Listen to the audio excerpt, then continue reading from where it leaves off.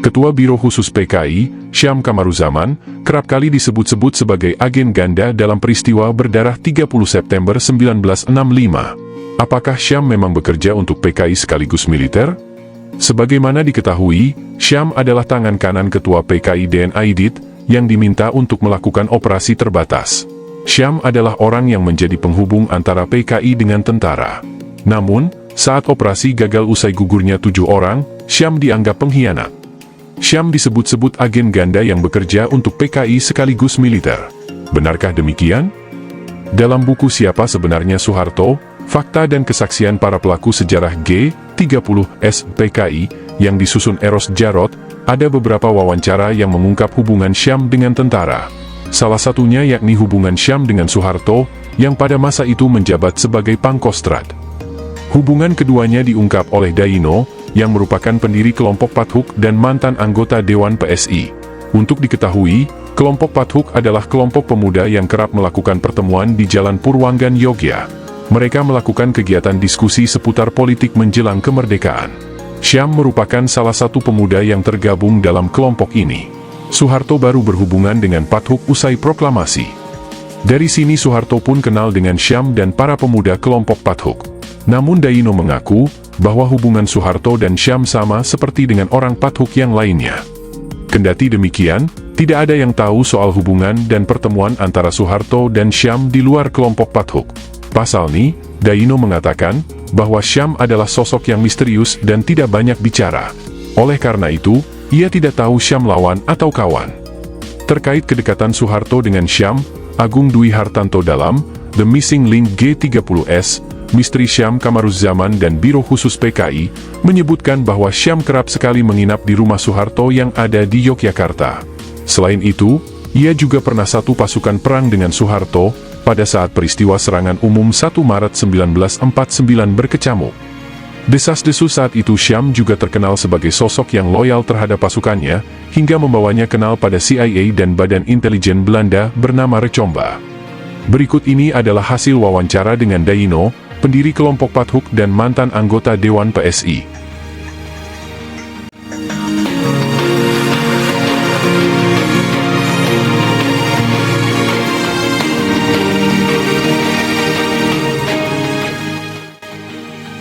Bagaimana sejarah berdirinya kelompok Pathuk? Kelompok Pathuk itu adalah kelompok pemuda yang mengadakan pertemuan di Jalan Purwanggan, Yogyakarta. Nomornya saya lupa, tempat kos waktu sekolah di SMT Kota Baru. Embrionya sewaktu zaman Jepang tahun 1943. Mula-mula 4 orang, yaitu Kusumo Sunjoyo, Permadijo, SMT, Den Nyoto, SMT, dan saya. Apa anggota Pathuk hanya 4 orang itu? Kita juga punya teman-teman yang sudah kerja, lulusan SMT, tapi masih muda. Juga rakyat atau masyarakat yang sekolah atau tidak sekolah. Banyak juga di situ, bongso ngoho-ngoho, yaitu gali atau preman. Ada juga sopir-sopir yang kebanyakan sopirnya orang Jepang. Nah, disitulah masuk Syam Kamaruzaman, Munir, Hartoyo, sama Sumardi. Mereka inilah yang menjadi PKI. Kegiatan kelompok Pathuk itu sendiri apa? Kita sebenarnya memberikan pengertian politik berkenaan dengan persiapan kemerdekaan. Jadi, kita mendidik politik. Kalau secara sederhana, mempersiapkan tenaga-tenaga untuk mengambil oper kekuasaan dari Jepang. Kabarnya Soeharto juga terlibat dalam kelompok Pathuk? Pak Harto hubungannya sama Pathuk itu sesudah proklamasi. Dia kan peta. Waktu Jepang kalah peta dibubarkan. Waktu itu dia tidak mengerti politik. Bagaimana ceritanya hingga Soeharto terlibat? Rumah Pak Harto di belakang Wirogunan, dekat rumah Dr. Sukiman yang kemudian menjadi ketua Masyumi. Nah, ketika di rumah Sukiman ada diskusi, dia datang ingin mendengar. Tapi dia bingung, kemudian mencari masukan ke sana kemari. Piye? Nah, kemudian dia ketemu Pak Marsudi, bekas Heiho. Pak Marsudi sudah punya hubungan dengan kelompok Pathuk. Pak Harto lalu diajak mendengarkan diskusi. Berapa lama Soeharto terlibat di dalam kelompok Pathuk? Tidak sampai tahunan, hanya bulanan. Apakah sejak itu Soeharto dekat dengan Syam? Sebenarnya boleh dikata Soeharto itu nggak terlibat di Pathuk. Hubungan dengan Syam didasarkan dengan perkenalan Syam sebagai orang Pathuk. Tapi waktu itu bukan hubungan politik. Hubungan Syam dengan Pak Harto sama dengan hubungan kami semua. Tapi waktu Soeharto menjadi komandan Batalion 10 di Yogyakarta, orang Pathuk sering datang ke situ. Ya, karena hubungan teman-teman Pathuk dengan Marsudi, dan Soeharto juga pernah ke situ. Orang Pathuk keluar masuk ke markasnya Pak Harto. Ya cari makan, ya cari uang. Kemudian masing-masing punya hubungan sendiri-sendiri, termasuk Syam. Syam kerap menemui Soeharto? Secara konkret tidak banyak orang tahu. Karena Syam itu orangnya boleh dikatakan misterius dan tidak banyak bicara. Dia lebih banyak mendengarkan. Mau pergi kemana, menemui siapa, tidak pernah ngomong. Kalau ditanya diam saja. Kita dulu itu nggak tahu Syam itu teman atau lawan. Artinya, dia itu bisa saja pukul kita dari belakang. Sampai kapan Syam menemui Soeharto?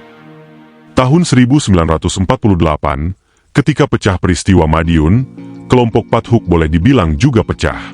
Syam, Munir Hartoyo, dan Sumardi ikut PKI, terus pergi ke Jakarta. Sebagian lainnya ikut PSI. Kita pilih jalan sendiri-sendiri. Jadi, nggak bisa kontrol sama teman-teman. Sedang Soeharto meniti karirnya sendiri. Menurut Anda, apakah Syam Soeharto menjalin hubungan lebih jauh lagi setelah itu? Saya kira, setelah 1948, setelah meletus peristiwa Madiun itu, di dalam PKI sendiri ada proses penggeseran yang tua-tua. Tapi apakah benar mulai dari situ? Kita nggak tahu. Nah, di dalam hubungan itu apakah Syam itu murni, atau membawa pesan dari Aidit, atau membawa pesan dari CIA, kita juga nggak tahu. Kan ada dugaan bahwa Syam waktu itu agen ganda. Secara psikologis kegiatan Syam itu memang sangat cocok untuk pekerjaan Intel. Dia itu diam tak banyak membuka diri. Menjelang G30S, apa yang Anda ketahui tentang hubungan Soeharto-Syam? Waktu Soeharto di Kostrad, sebenarnya kan dibuang oleh pimpinan AD, Pak Yani. Nah, ini kan menimbulkan kejengkelan.